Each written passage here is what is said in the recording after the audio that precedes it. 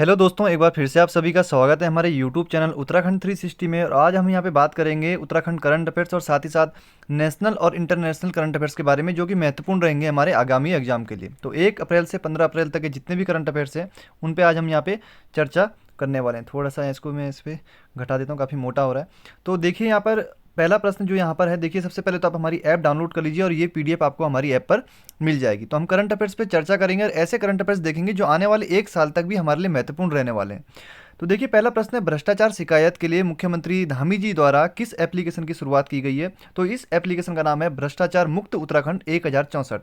तो ठीक है, ध्यान रखेंगे 1064 आपको ध्यान रखना है, सबसे महत्वपूर्ण यही रहेगा। एक क्रमांक से आप एग्जाम में कंफ्यूज हो सकते हैं। और ये 8 अप्रैल 2022 को यहाँ पर इस एप्लीकेशन की शुरुआत हुई है। तो भ्रष्टाचार शिकायत के लिए धामी जी द्वारा 1064 ऐप 8 अप्रैल 2022 आपको ध्यान रखना है।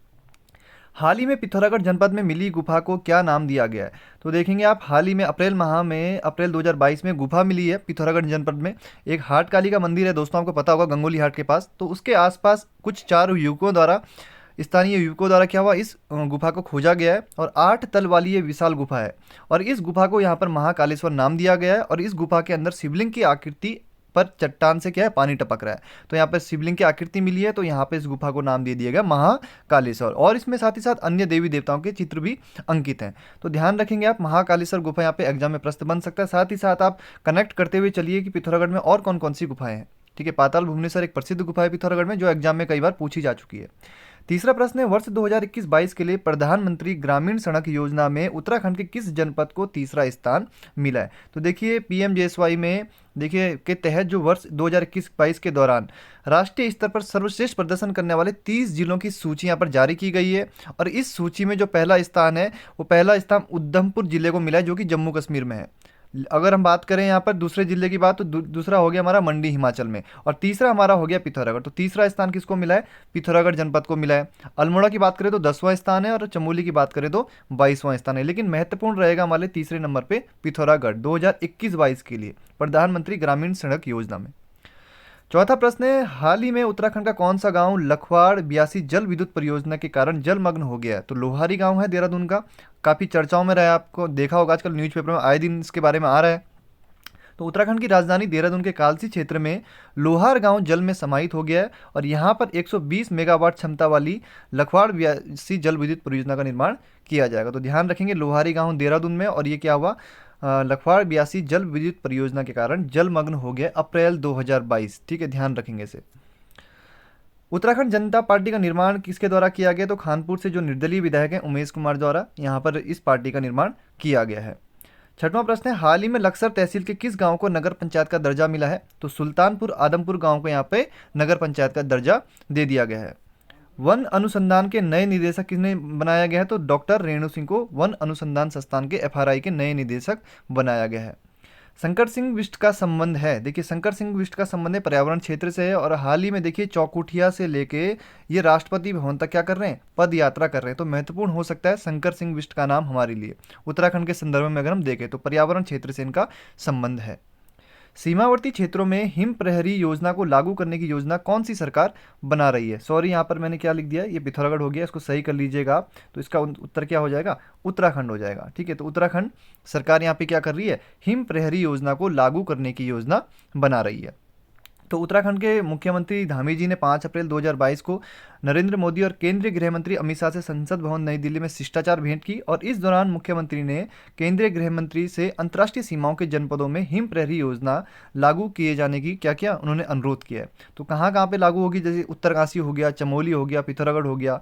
तो जैसे जिलों में पलायन को रोकने के लिए एवं देश की सुरक्षा के हिसाब से वहाँ भारतीय आबादी को बसाने की एक योजना है। तो हिम प्रहरी योजना किसके द्वारा शुरू की गई? देखिए धामी जी के द्वारा शुरू की जाएगी आने वाले समय में। और कहाँ? ये पिथौरागढ़ आप सही कर लीजिएगा। तो कहाँ पे? उत्तराखंड में। पीडीएफ में आपको इसका संशोधन दे दूंगा मैं। शैलेश मटियानी राज्य शैक्षणिक पुरस्कार 2021 कितने शिक्षकों को दिया जाएगा? तो 18 शिक्षकों को यह पुरस्कार दिया जाएगा।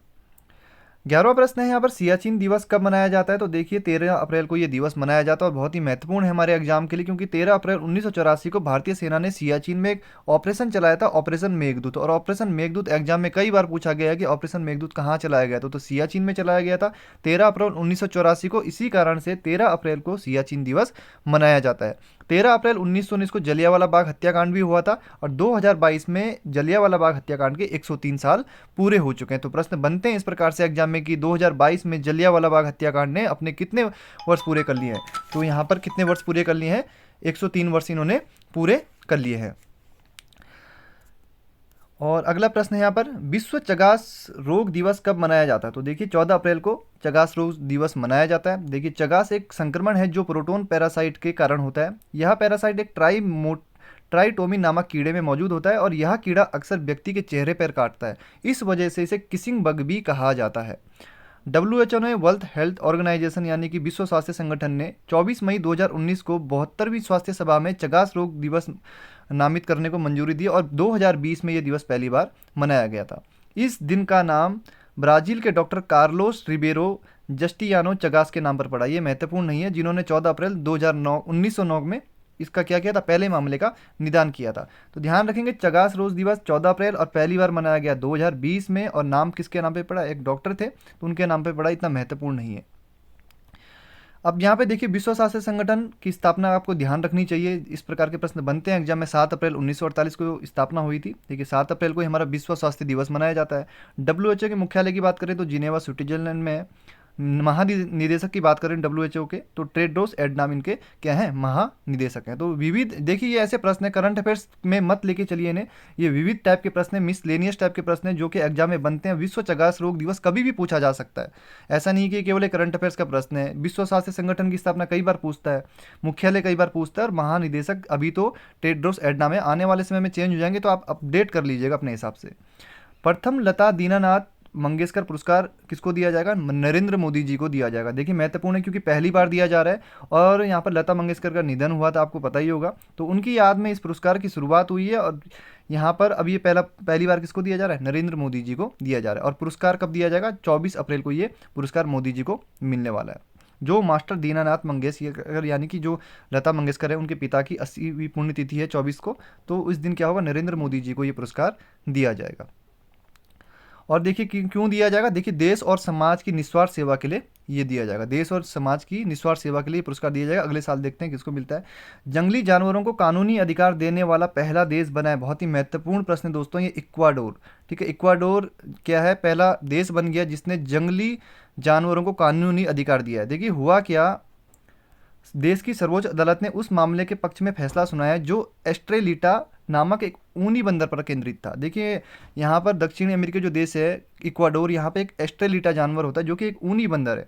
तो इस ऊनी बंदर को एक व्यक्ति क्या करता है, अपने घर लेके जाता है और उसे पालता पोसता है, लेकिन जब वो 18 साल तक इसकी देखभाल करता है तो वहाँ पर क्या नियम है कि जंगली जानवरों को पालने की अनुमति नहीं है दक्षिण अमेरिकी देशों में। तो 18 साल तक उसने उसको पाला पोसा, जंगल से लेके आया, अपने पास रखा, पाला पोसा, लेकिन वहाँ पर अवैध है जंगली जानवरों का पालन, इसलिए उसे चिड़ियाघर में डाल दिया गया। लेकिन वहाँ पर उसकी मौत हो जाती है, उसको वहाँ पर अकेलापन महसूस होता है और वो जो वहाँ पे ऊनी बंदर था वो मर जाता है। तो इसलिए यहाँ पर दक्षिण अमेरिकी देश इक्वाडोर ने क्या किया, जंगली जानवरों को कानूनी अधिकार देने वाला यहाँ पर पहला देश बन गया और फैसला सुनाया गया उस व्यक्ति के पक्ष में जिसने उस बंदर को पाला था, उस ऊनी बंदर को पाला था। तो बहुत महत्वपूर्ण प्रश्न हो सकता है आने वाले एग्जाम के लिए। देखिए इक्वाडोर की राजधानी कहाँ है, क्विटो। इस प्रकार से आप कनेक्ट करते हुए चलिए, कोई भी टॉपिक आता है, कोई भी देश आपके सामने आता है तो उसकी आप राजधानी, वहाँ के राष्ट्रपति, प्रधानमंत्री, जो भी वहाँ पर व्यवस्था है, तो उस प्रकार से आपको याद कर लेना चाहिए। T20 क्रिकेट में 10,000 रन पूरे करने वाले दूसरे भारतीय बल्लेबाज कौन बन गए हैं, तो रोहित शर्मा दूसरे बल्लेबाज बन गए जिन्होंने T20 क्रिकेट में 10,000 रन पूरे किए हैं। पहले भारतीय खिलाड़ी की बात करें अगर हम भारतीय खिलाड़ी की तो विराट कोहली, लेकिन अगर हम विश्व स्तर पर देखें कि पहला विश्व कौन खिलाड़ी है जिसने 10,000 रन पूरे किए, तो क्रिस गेल ने T20 में सबसे पहले 10,000 रन पूरे किए थे। 16वां प्रश्न है, वह देश जो 2026 राष्ट्रमंडल खेलों की मेजबानी करेगा, तो ऑस्ट्रेलिया है। बहुत महत्वपूर्ण रहेगा आने वाले, देखिए अब 2026 तक ये प्रश्न महत्वपूर्ण बन गया आपके लिए कि राष्ट्रमंडल खेलों की मेजबानी कहाँ पर होगी 2026 में। पाकिस्तान के 23वें प्रधानमंत्री कौन बने, शहबाज शरीफ बने। देखिए यहाँ से प्रश्न किस प्रकार से बन सकता है, पाकिस्तान के प्रधानमंत्री पूछ सकता है। पाकिस्तान के शहबाज जो शरीफ हैं वो पाकिस्तान के कौन से नंबर के प्रधानमंत्री हैं, तो ये भी बन सकता है, तो 23वें प्रधानमंत्री हैं। शहबाज शरीफ ने हाल ही में पाकिस्तान के 23वें प्रधानमंत्री पद की शपथ ली और उन्होंने संसद में 174 वोट पाकर इमरान खान की पार्टी के उम्मीदवार शाह महमूद कुरैशी को उन्होंने मात दी है। संसद में वोटिंग से पहले ही इमरान खान की पार्टी पाकिस्तान तहरीक ए इंसाफ, देखिए इमरान खान की जो पार्टी थी उसका नाम क्या था, तहरीक एक इंसाफ था। ये प्रश्न एक बार पूछा भी गया था कि सभी सांसदों ने इस्तीफे का घोषणा करते हुए सदन का बाइकआउट कर दिया। शहबाज शरीफ पाकिस्तान मुस्लिम लीग नवाज के सांसद, तो देखेंगे इनकी पार्टी का नाम क्या है, पाकिस्तान मुस्लिम लीग नवाज। ध्यान रखेंगे शहबाज शरीफ की पार्टी का नाम। करंट अफेयर्स का क्वेश्चन है और आने वाले समय तक महत्वपूर्ण रहेगा। 18वां प्रश्न है, इंडियन प्रीमियर लीग के इतिहास में रिटायर्ड आउट होने वाले पहले खिलाड़ी कौन बन गए, तो रविचंद्रन अश्विन। तो बहुत महत्वपूर्ण प्रश्न हो सकता है। देखिए दोस्तों, दो चीज़ें होती है क्रिकेट में। देखिए यहाँ पर आपसे कई बार शब्द पूछ सकता है कि रिटायर्ड आउट का संबंध किस खेल से है, क्रिकेट से है। रिटायर्ड हर्ट का संबंध किससे है, क्रिकेट से है। तो ये प्रश्न बनते हैं एग्जाम में। तो रिटायर्ड आउट होने वाले पहले खिलाड़ी बन गए रविचंद्रन अश्विन। देखिए बल्लेबाज को रिटायर्ड आउट तब माना जाता है जब वो अंपायर एवं विपक्षी टीम को के जो कप्तान को बिना बताए तथा बिना उनकी रजामंदी के पवेलियन लौट जाता है। अंतर्राष्ट्रीय क्रिकेट परिषद आईसीसी के नियम 25.4 में बल्लेबाज को रिटायर्ड होने के लेकर क्या है, नियम कानून बताए गए हैं। तो आपको ध्यान रखना है रविचंद्रन अश्विन का नाम और आईसीसी। देखिए आईसीसी यहाँ पे आया, तो एक प्रश्न मैं भी आपसे पूछ लेता हूँ कि आईसीसी की स्थापना कब हुई थी, तो ये आप कमेंट करके जरूर बताइएगा। ये प्रश्न भी एग्जाम में कई बार पूछा गया है। देखिए रिटायर्ड आउट और रिटायर्ड हर्ट में बहुत अंतर है। रिटायर्ड आउट बल्लेबाज जो चले गया वो वापस नहीं आ सकता। जैसे मान लीजिए रविचंद्रन अश्विन क्या रिटायर्ड आउट हो गए तो वो वापस नहीं आ सकते। लेकिन रिटायर्ड हर्ट जो होता है बल्लेबाज, वो बल्लेबाजी के लिए वापस मैदान में आ सकता है। जैसे उसकी चोट लग गई, वो बाहर हो गया थोड़ी देर के लिए, लेकिन वो बाद में बैटिंग करने फिर आ सकता है। लेकिन रिटायर्ड आउट में क्या होगा, बल्लेबाज फिर वापस नहीं आएगा। तो अश्विन का नाम आपको ध्यान रखना होगा। 19वां प्रश्न है, किस देश ने 2022 महिला क्रिकेट वर्ल्ड कप के फाइनल में इंग्लैंड को 71 रनों से हराकर 7वीं बार इस खिताब पर कब्जा किया है, तो ऑस्ट्रेलिया। देखिए महत्वपूर्ण रहेगा आने वाले 1-1.5 साल तक ये। अब जब तक अगला विश्व कप नहीं हो जाता, ये प्रश्न कई बार अलग अलग एग्जाम में पूछा जाएगा, अब ये देख लेना। ठीक है, तो ये ध्यान रखेंगे। भारतीय जनता पार्टी का स्थापना दिवस कब मनाया जाता है, तो 6 अप्रैल को। 6 अप्रैल 1980 को स्थापना हुई थी, तो 6 अप्रैल को भारतीय जनता पार्टी स्थापना दिवस मनाया जाता है। संगीत नाटक अकादमी पुरस्कार उत्तराखंड से किस व्यक्ति को दिया गया, तो नरेंद्र सिंह नेगी को ये पुरस्कार दिया गया। तो ठीक है दोस्तों, अगर ये पीडीएफ आप डाउनलोड करना चाहते हैं तो प्ले स्टोर से उत्तराखंड 360 एप्लीकेशन जरूर डाउनलोड करें, वहाँ पे आपको ये पीडीएफ मिल जाएगी। ठीक है, आप ऐप के अंदर पूरी पढ़ सकते हैं। मिलेंगे जल्दी। 15 से 30 के जो करंट अफेयर्स होंगे 30 तारीख के बाद आपको यहाँ पे अपडेट कर दिए जाएंगे। धन्यवाद।